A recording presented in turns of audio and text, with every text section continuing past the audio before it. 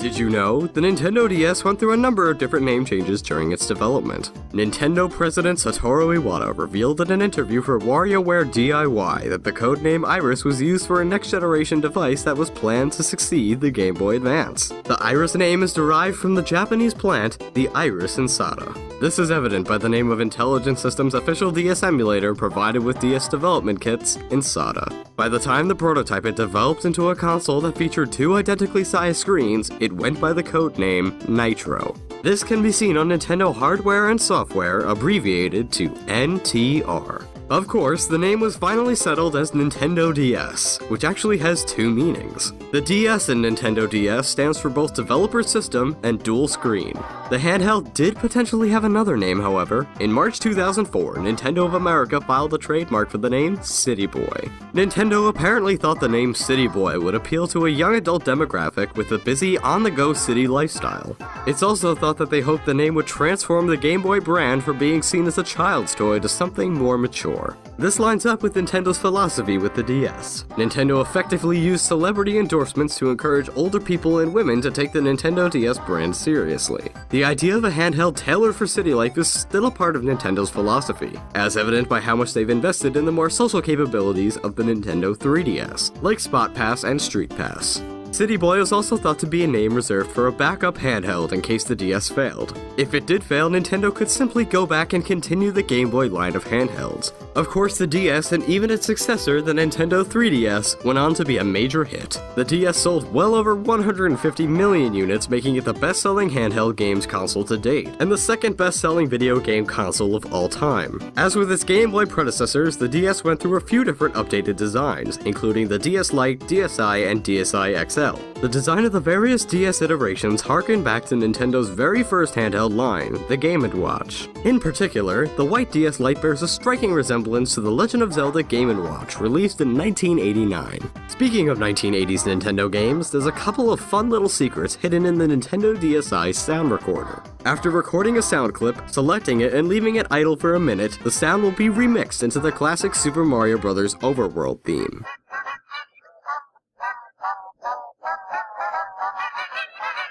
The 3DS had a few similar Easter eggs. Blowing into the microphone causes icons on the menu to spin around. The system settings icon in particular revealed that on the back of one of the icons is the Wi-Fi helper, hiding just out of sight. And in the 3DS's sound app, when playing a sound file, switching to the Game & Watch soccer background and pressing any button will allow you to take control and play the game. Although Nintendo puts a considerable amount of effort into piracy protection for their products, the DS was a huge victim of piracy. Since the release of the system, a great deal of hacking has occurred involving the DS's fully rewritable firmware, Wi-Fi connection, game cards that allow SD storage, and software use. This piracy has majorly affected the console's sales in other countries, most particularly in Europe, where the sales of the DS software plummeted by almost 50% due to companies importing devices such as the R4, which allowed game ROMs to be downloaded from the internet and illegally played on the device. In 2008, Nintendo and a total of 54 other video game companies banded together and filed a lawsuit to put a stop to the R4 devices killing sales of the system.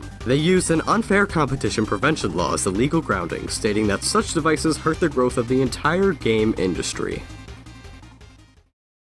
The invention of the DS's second screen not only created new game design opportunities for developers to utilize, but it also allowed them to give significant updates to older titles that were ported to the system. A notable series of DS ports were the cult classic Phoenix Wright Ace Attorney games. The first three titles of this Capcom-developed series were released in Japan as Game Boy Advance games, and were each ported to the DS a few years later. These ports contain more convenient functions, such as the touchscreen serving as a folder to easily access evidence and profile information. You could even shout the words "Objection, take that, and hold it" into the DS's microphone at certain moments when presenting your evidence in the court. An entirely new case was also created for the first Phoenix Wright game called Rise from the Ashes, with a section built to utilize the touchscreen and microphone specifically, such as spraying luminol, dusting for fingerprints, and even inspecting pieces of evidence as 3D models thanks to the system's superior processing power compared to the Game Boy Advance. The game's soundtracks also received a massive upgrade in quality. In a previous episode, we mentioned how an original original Game Boy managed to survive through a war zone, still perfectly functional for years after it was burnt to a crisp. The Nintendo DS survived a perilous journey of its own. In 2005, two mountain climbers, Neil Mueller and Chris Grubb, climbed Mount Everest with a Nintendo DS in tow.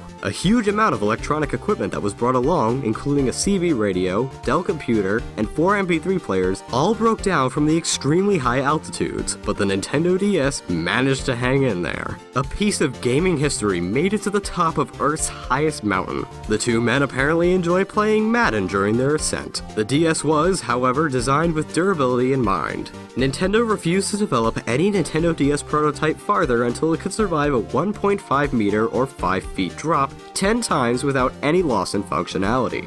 This height was chosen because it's roughly the height of an average adult's breast pocket. Nintendo President Satoru Iwata stated, "I told them to make it so it could survive being dropped from 1.5 meters onto concrete." The hardware design team screamed, but proceeded to figure out how to pass the test. It's rumored that this is partly why Nintendo opted for the clamshell design with the DS, and eventually the 3DS console. That's all for today, but don't forget to subscribe to Did You Know Gaming and follow Did You Know Gaming on Facebook and Twitter. Make sure you also check out didyouknowgaming.com, and if you like this video, check out our other videos. And if you like the sound of my voice and want to learn more about the Nintendo DS's awesome library of games, check out my top 5 DS games video. Peanut Butter Gamer's in it. Maybe you know that guy. And if you like Pokemon trivia videos, I've got a ton of them. Check out my series Pokemon Weird Facts and Trivia because it's got a lot of exactly what I titled it.